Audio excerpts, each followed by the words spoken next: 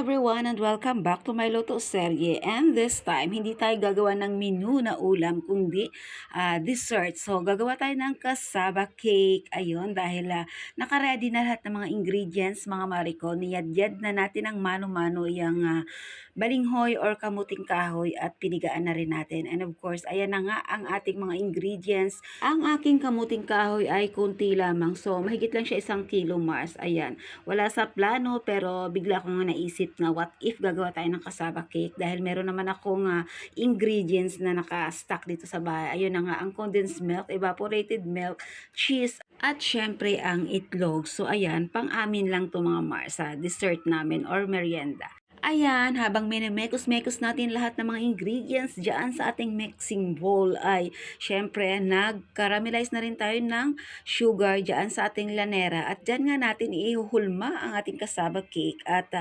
lulutuin na natin. So hindi natin siya i-oven kundi lulutuin natin siya sa steamer. So, ang ating 1 kilong balinghoy ay nakagawa tayo ng 8 piraso dyan sa ating lanera na medium size. So, at first time ko nga magluto ng cassava cake na in-steam kasi before nakagawa na ako nito at in-oven nga natin siya. Doon natin yan niluto sa oven. So, this time, steam naman natin. Tingnan natin kung maganda rin ang kalabasan. So, ayan.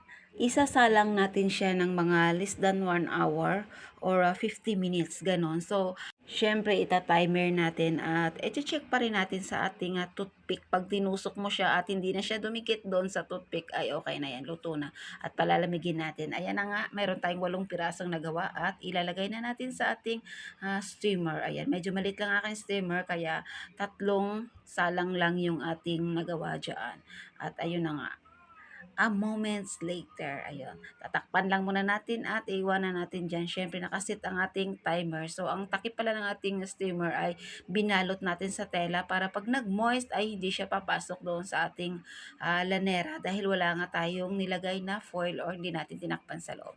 So ayun, dahil okay na, tinry na natin sa ating toothpick at luto na siya. Kaya ayan, palalamigin na natin dyan at syempre salang ulit. Ayun, hanggang sa maluto lahat ang ating 8 pirasong ginawa. At ayan na nga, lumamig na siya at ipiplating na natin. At syempre, lalagyan natin ng cheese on top para mas creamy and cheesy. Napaka-yummy. At ayan na po ang ating creamy and cheesy cassava cake. Ready to serve na yan. So, syempre, ako muna ang unang titikim at yung iba nga ilalagay muna natin sa ref dahil hindi naman natin kayang ubusin ng isang kainan lang mga Mars ko. At ayan, habang pinapalamig natin, syempre, ang mamalin ay mag first bite muna at eto nga, titikman ko na mga Mariko at ako'y kinikilig.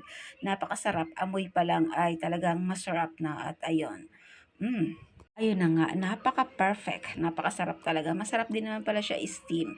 So, ayun. Once again, maraming salamat sa panonood ng aking video at kung nagustuhan mo nga, paki-like, comment down below and follow for more. Thank you for watching and see you again until my next video mga langga ko. God bless you all. Babush!